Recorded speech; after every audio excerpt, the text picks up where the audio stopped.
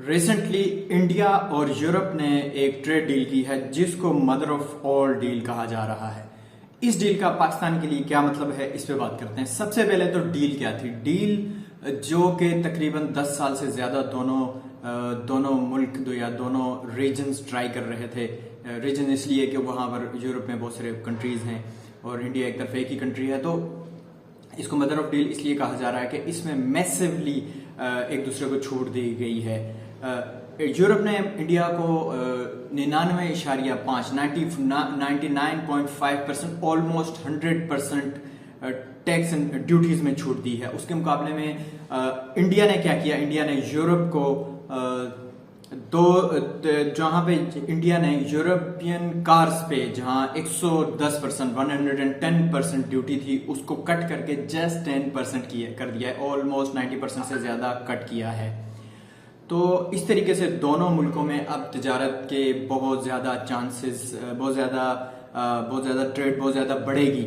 इसके दो कॉन्टेक्स्ट हैं, एक तो इंटरनेशनल कॉन्टेक्स्ट है, फिर हम पाकिस्तान के कॉन्टेक्स्ट में बात करेंगे। इंटरनेशनली अगर बात करें तो अब दुनिया के जो ट्रेड डायनेमिक्स हैं वो चेंज हो रहे हैं, ट्रेड पावर डायनेमिक्स चेंज हो रहे हैं। सबसे ज्यादा जो मुल्क इससे पहले ट्रेड करना चाहते थे तो वो अमेरिका से करना चाहते थे, लेकिन डोनाल्ड ट्रंप के आने के बाद जब उन्होंने टैरिफ्स बहुत ज्यादा बढ़ा दिए, चाइना पे बढ़ाए, इंडिया पे बढ़ाए, 50% इंडिया पर बढ़ा दिए और इसी तरह से यूरोप पर बढ़ाए, कनाडा पर बढ़ाए, तो उसमें जितने रीजन हैं, कनाडा हो गया, यूके, यूरोप, ये वो बड़ी मंडियां हैं जिनसे तमाम ही मुल्क बिजनेस करना चाहते थे। तो ये कंट्रीज अब इधर उधर अमेरिका के अलावा मंडियां देखने लगे, ट्रेड डील्स देखने लगे। उसमें चाइना सरफहरिस्त है। कनाडा के प्राइम मिनिस्टर ने कहा कि जो दरमियाने दर्जे की पावर्स हैं, जो कंट्रीज हैं, उनको बजाय इसके कि वो किसी की बदमाशी बर्दाश्त करें, उनको अपने बारे में सोचना चाहिए।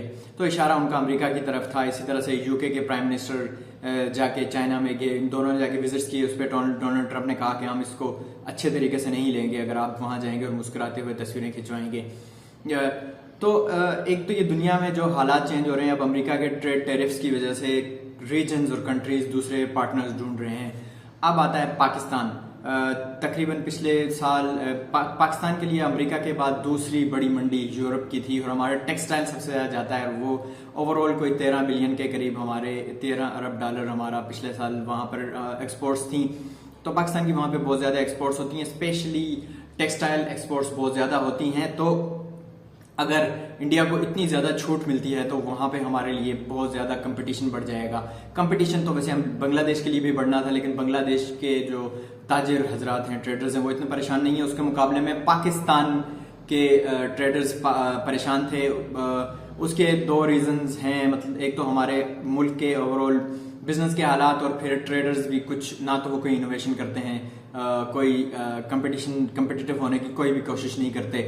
तो लेकिन अब उसके लिए हुकूमत पाकिस्तान ने ये इकदाम किए फौरी तौर पर, जो बरसों से डिमांड होती चली आ रही थी बिजनेसमैन की तरफ से। तो उनमें से दो रिसेंटली उन्होंने किए। एक तो इंटरेस्ट रेट जो एक्सपोर्टर्स के लिए रखे गए थे 7% से कट करके 4.5% पे लेकर आए, और इसी तरह से 4.45% उन्होंने 4.4 रुपए उन्होंने बिजली को भी कट किया है, बिजली के रेट को भी कट किया है, ताकि जो है ना वो कम्पीट कर सकें इंडियन बिजनेसेस से। लेकिन सिर्फ इस चीज से इंडस्ट्री कम्पीट नहीं कर सकती, उसके लिए वैल्यू एडिशन करनी पड़ती है। हमारे पास वैल्यू एडिशन बहुत थोड़ी होती है, बहुत सिंपल सी चीजें होती हैं, रॉ मटेरियल्स वगैरह एक्सपोर्ट कर दिए जाते हैं। ट्रेड एक्सपोर्ट्स में वैल्यू एडिशन है लेकिन उसका कंपोनेंट बहुत ज्यादा नहीं है। एक तो टेक्सटाइल को और भी बहुत ज्यादा बढ़ना चाहिए हमारी, अगर आबादी के लिहाज से देखा जाए। आबादी पर बात की जाए, पाकिस्तान जो कि यकीनन उस इंसानों ने ही काम करना होता है फैक्ट्रीज में, तो हमारे पास जो मास्टर लेवल के लोग हैं वो कोई 3% है, उसमें PhD MPhil भी आते हैं, फिर कोई 7-8% जो BS करते हैं। तो इससे आप अपने ह्यूमन रिसोर्स की क्वालिटी का अंदाजा लगा सकते हैं।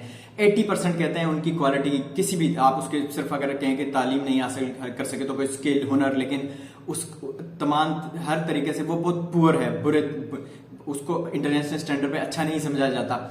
उसके और 35% तो ऐसे हैं ना उन्होंने कोई तालीम हासिल की, जीरो तालीम, और इसी तरह ना कोई ट्रेनिंग, ना कोई हुनर, बिल्कुल ही जीरो समझा जाता है। 35% ऐसी पॉपुलेशन है।